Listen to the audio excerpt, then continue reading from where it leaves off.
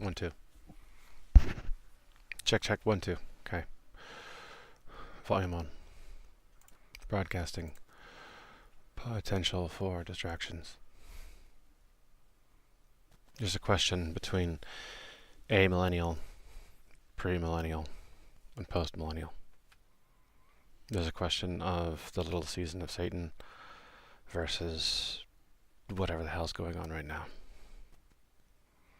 There's a question of pre-tribulation rapture, or mid-trib, or post-trib. There's a question of rapture being confused with the resurrection. They took a single word, translated it into Latin, and then John Darby built an entire doctrine around it. A very confusing doctrine.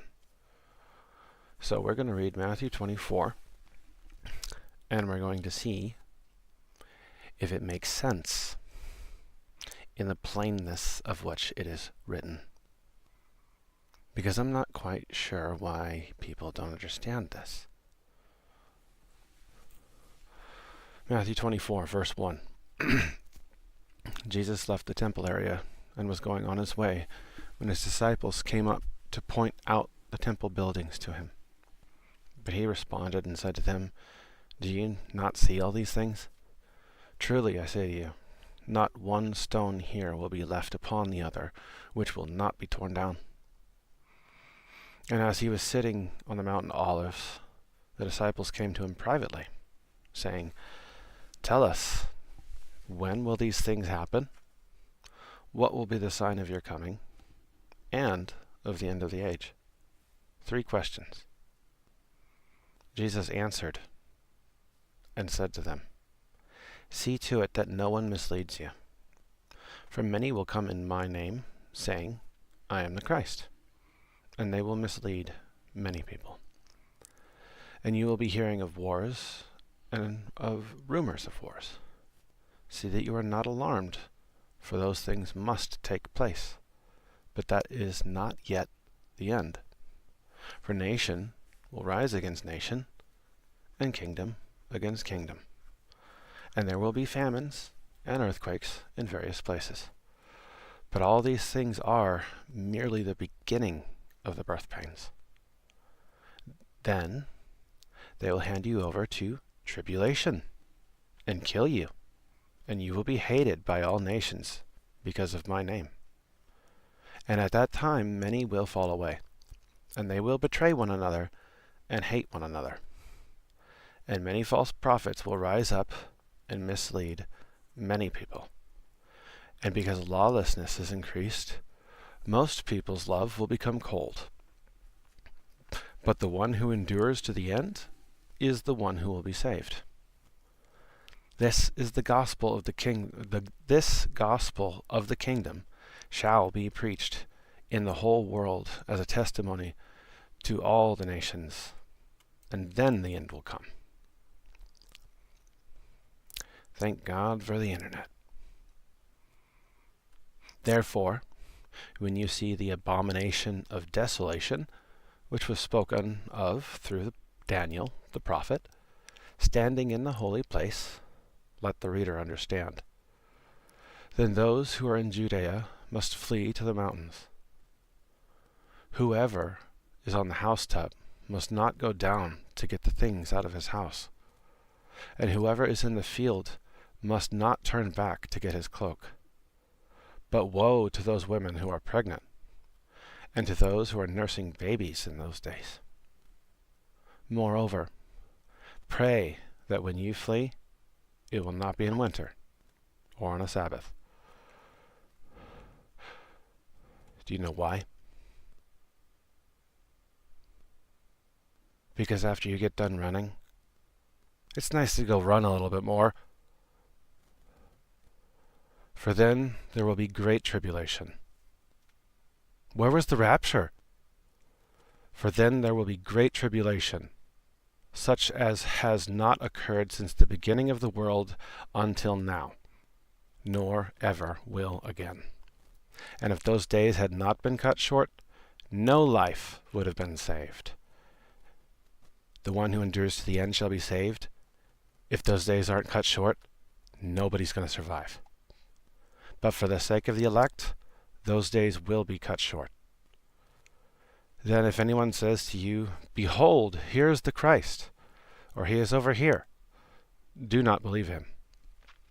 For false Christs and false prophets will arise and provide great signs and wonders, so as to mislead, if possible, even the elect.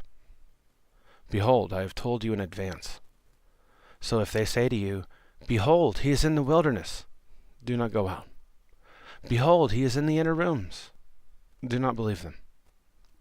For just as the lightning comes from the east and flashes as far as the west, so will the coming of the Son of Man be. Wherever the corpse is, there the vultures will gather. But immediately after the tribulation of those days, the sun will be darkened, and the moon will not give its light, and the stars will fall from the sky, and the powers of heaven will be shaken.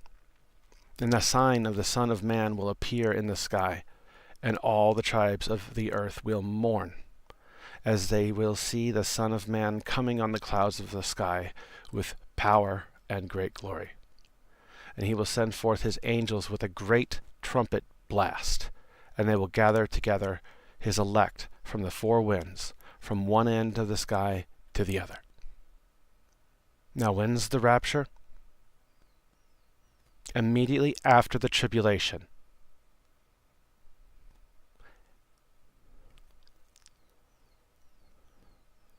Was that not clear? Is this not plain English?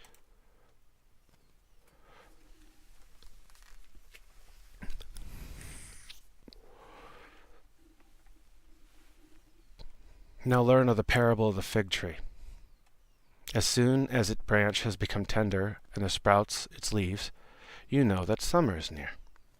So you too, when you see all these things, recognize that he is near, right at the door. Truly, I say to you, this generation will not pass away until all these things take place. Heaven and earth will pass away, but my words will not pass away. But about that day and hour, no one knows, not even the angels of heaven, nor the Son, but the Father alone. For the coming of Son of Man will be just like the days of Noah.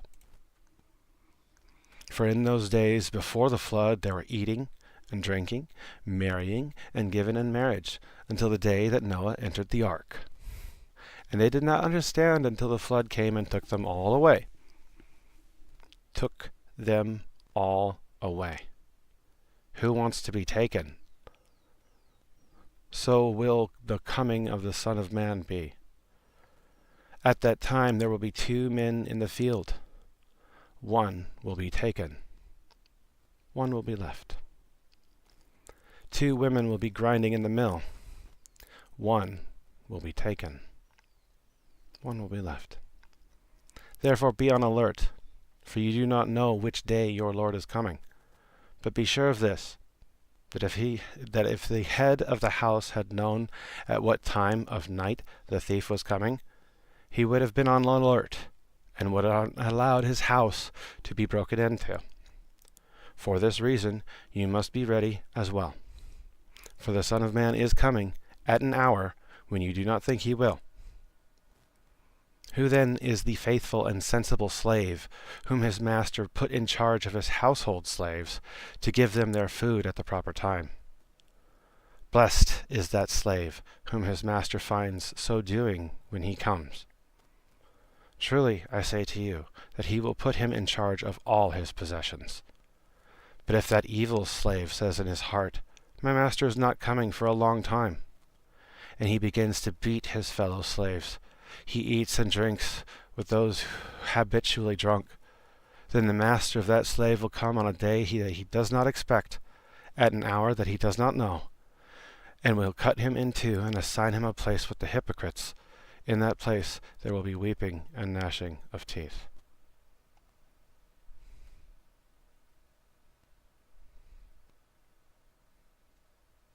It doesn't matter what kind of math we do for Messiah 2030.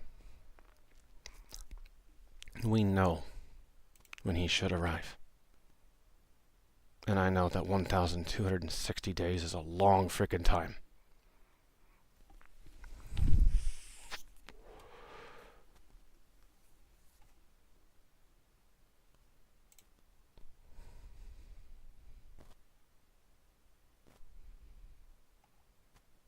So go ahead. Keep praying for that pre-tribulation rapture. Keep trying to avoid suffering. Don't worry. God will wipe his own tears.